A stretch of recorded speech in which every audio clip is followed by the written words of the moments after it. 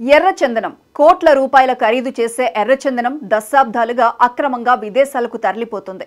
ముఖ్యంగా జగన్ హయాంలో అయితే కొందరు వైసీపీ నేతలు ఈ దందాను విచ్చలవిడిగా కొనసాగించారన్న ఆరోపణలు ఉన్నాయి. అయితే ప్రభుత్వం మారింది. కూటమి సర్కారు వచ్చి ఏడాది కావస్తోంది. అటవీ శాఖ బాధ్యతలు చూస్తున్న పవన్ కళ్యాణ్ ఎర్రచందనం అక్రమ దందాను ఏ మేరకు ఆపగలిగారు? పవన్ తీసుకొచ్చిన మార్పేంటి?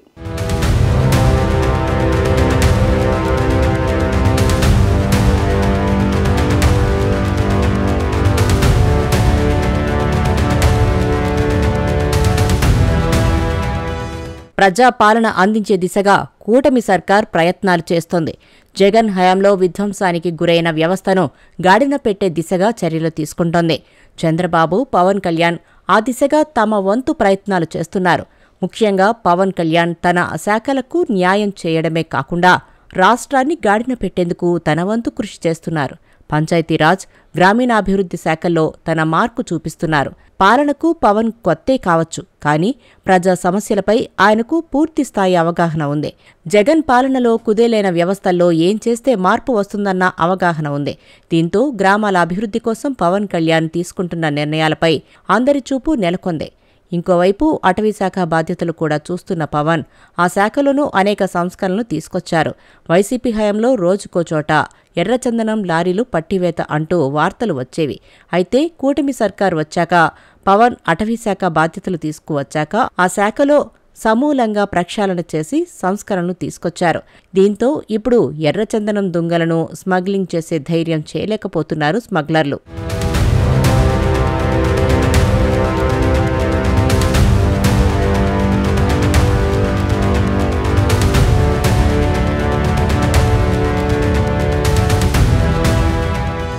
కడప జిల్లాలోని నల్లమల, శేషాచలం, పాలకొండలు, లంకమల అడవుల్లోని దాదాపు 3 లక్షల హెక్టార్లకు పైగా ఎర్రచందనం వృక్షాలు విస్తరించి ఉన్నాయి. సరిహద్దు చిత్తూరు జిల్లాలోనూ లక్షల హెక్టార్ల ఎర్ర సంపద ఉంది. విలువైన ఎర్రచందనం వృక్షాలను నేలకూల్చి తమిళనాడులోని చెన్నై, రెడ్ హిల్స్, కర్ణాటక రాష్ట్రం బెంగళూరు సమీపంలోని కటికెనహళ్లికి చేరిస్తే చాలు లక్షల రూపాయలు చేతిలో పడతాయి. దీంతో తమిళ కూలీలు, స్మగ్లర్లు అడవుల్లో చొరబడి విలువైన ఎర్రచందనం వృక్ష సంపదను కొల్లగొడుతున్నారు. కడప, కర్నూలు, ప్రకాశం, చిత్తూరు జిల్లాల నుంచి ఎర్ర దుంగలను కర్ణాటక రాష్ట్రం కటికెనహళ్లి, తమిళనాడులోని రెడ్ హిల్స్ ప్రాంతాలకు బడా స్మగ్లర్లు ఎర్రచందనాన్ని తరలించేవారు ఒకప్పుడు.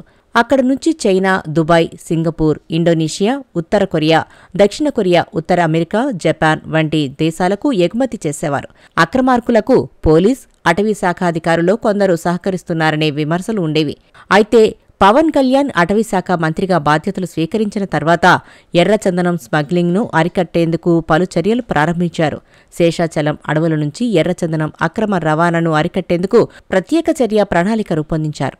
రాష్ట్ర సరిహద్దుల్లో గట్టి నిఘా ఏర్పాటు చేయాలని అధికారులను ఆదేశించారు. పవన్ అనేక సంస్కరణలు తీసుకువచ్చి పూర్తిగా ఎర్రచందనం స్మగ్లింగ్ను ఆపేందుకు ప్రయత్నిస్తున్నారు.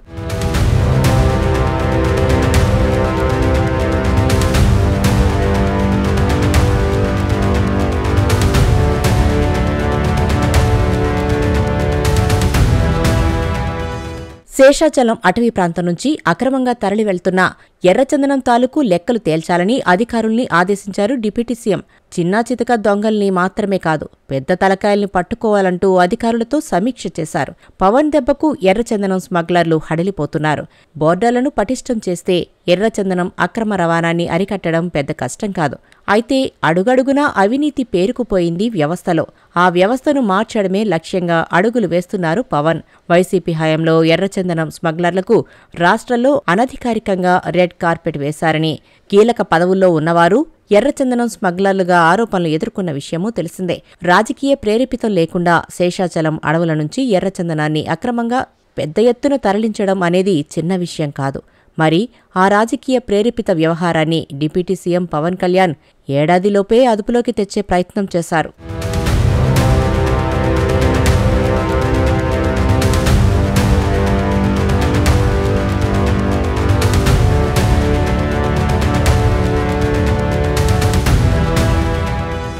రెండు 2014 నుంచి 19 మధ్యకాలంలో ఎర్రచందనం అక్రమ రవాణాపై నాటి టీడీపీ కూటమి ప్రభుత్వం ఉక్కుపాదం మోపింది.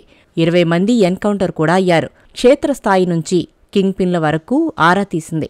టాప్ 10 స్మగ్లర్ల లిస్టు తయారు చేసింది. వారి ఆస్తుల వివరాలను ఈడీ వరకు తీసుకువెళ్లింది. దేశ విదేశాల్లో ఉన్న స్మగ్లర్ల లిస్టును బయటపెట్టింది. అక్రమార్కుల గుండెల్లో వణుకు పుట్టించింది. మరోవైపు తమిళ కూలీలకు కౌన్సిలింగ్ ఇచ్చింది. దేశంలో ఎర్రచందనం ఎక్కడ పట్టుబడ్డా అది ఏపీకే వచ్చేలా చర్యలు చేపట్టింది.